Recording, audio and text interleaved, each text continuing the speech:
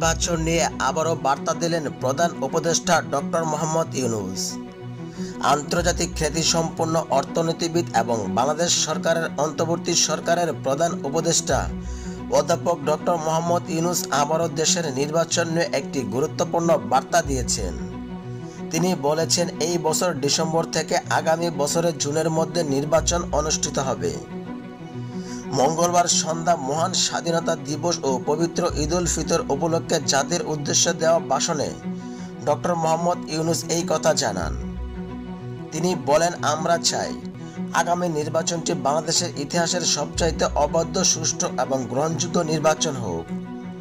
প্রধান উপদেষ্টা আরও বলেন, এতদিনে জাতীয় ঐক্যমত কমিশন তাদের কাজ শুরু করেছেন। ৬টি সংস্কার কমিশনে ১৬৬টি সুপারিশ ও পূর্ণাঙ্গ প্রতিবেদন সহ ৩৮টি রাজনৈতিক দলের কাছে চিঠি পাঠানো হয়েছে। ইতিমধ্যে রাজনৈতিক দলগুলোর সঙ্গে বৈঠক শুরু করা হয়েছে এবং তারা সংস্কারের কাজ নিয়ে খুবই ইতিবাচক সাড়া দিয়েছেন। তিনি বলেন, এখনও কাজ চলছে এবং আমরা নিশ্চিত যে সকল রাজনৈতিক দলের মতামত নিয়ে একটি সমঝোতার পৌঁছানো সম্ভব হবে। রাজনৈতিক দলগুলো তাদের মতামত জানিয়ে বলেছেন, কোনো প্রস্তাবে একমত এবং কোনোগুলোতে দ্বিমত রয়েছে, যা আমাদের জাতির কাছে সুখকর।